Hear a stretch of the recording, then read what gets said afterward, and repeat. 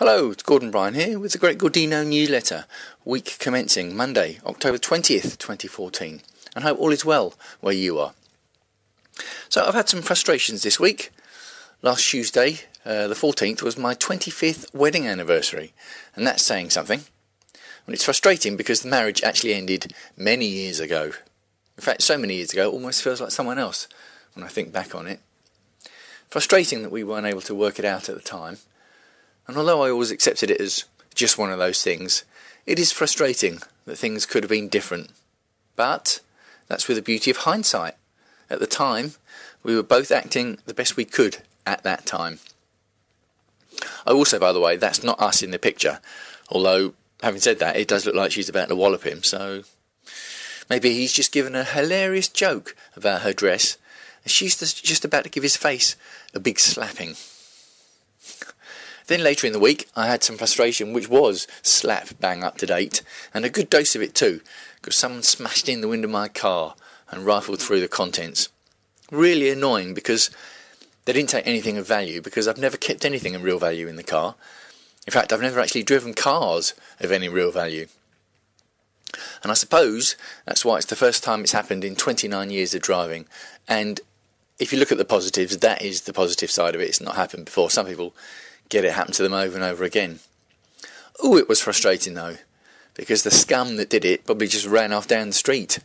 But I was left with a bill of £120 to get the window replaced, and I had to get the smell of loser out of the car. Now, I'm not a violent person, except when it comes to opening recalcitrant chocolate wrappers, but if I caught whoever did it, it wouldn't just be the window getting smashed, let me tell you. Hashtag their face.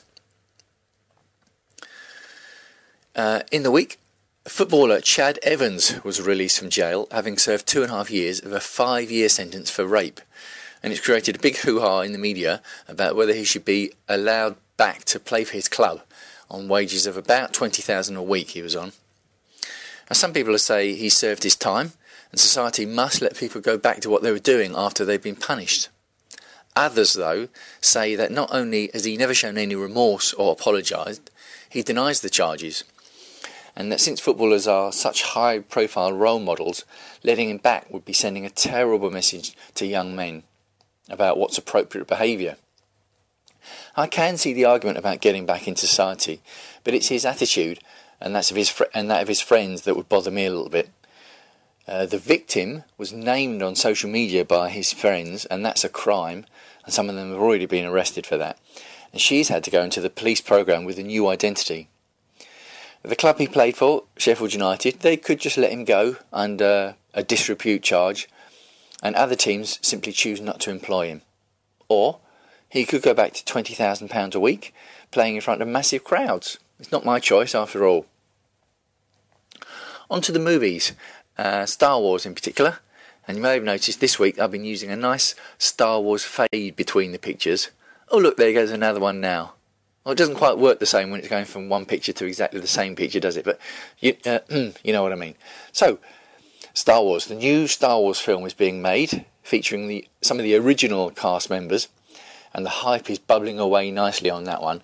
And I saw a story about it during the week that made me look twice.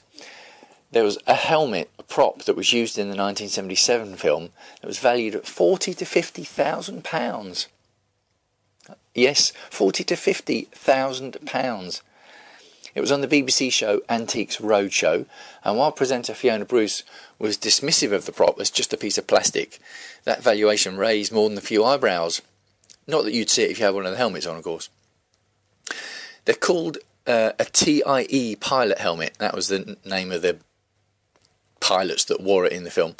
And they were in the last fight scenes with rebel fighters and the Imperial Empire fighters before Luke Skywalker destroyed the Death Star. Oh, hope I haven't given the ending away for you then, have I?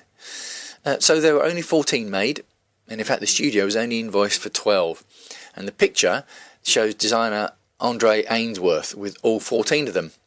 Now, at £40,000 to £50,000 each, that would be a nice little collection, wouldn't it?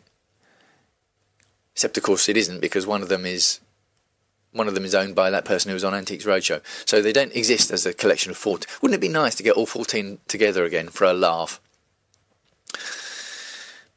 So, that's it for this week. Let me know what you think. And don't forget, you can either leave a comment here or pop over to the blog, thegreatgordino.com, and the link is in the description below.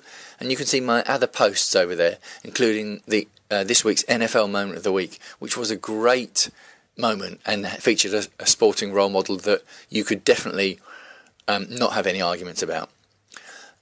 Before I go, I will say, I've spoken about movies, and Star Wars is a huge passion for a lot of people. I love the movies too, and it's definitely something you can make money from.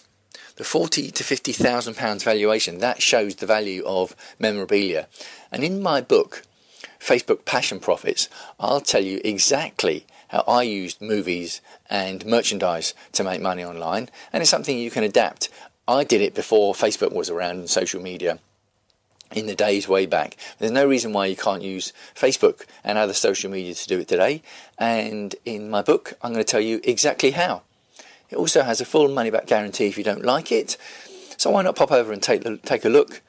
www.fbpassionprofits.com, and there's also a link to that in the description below. Okay, hope all is well with you. That's it for this week, and I'll see you next time.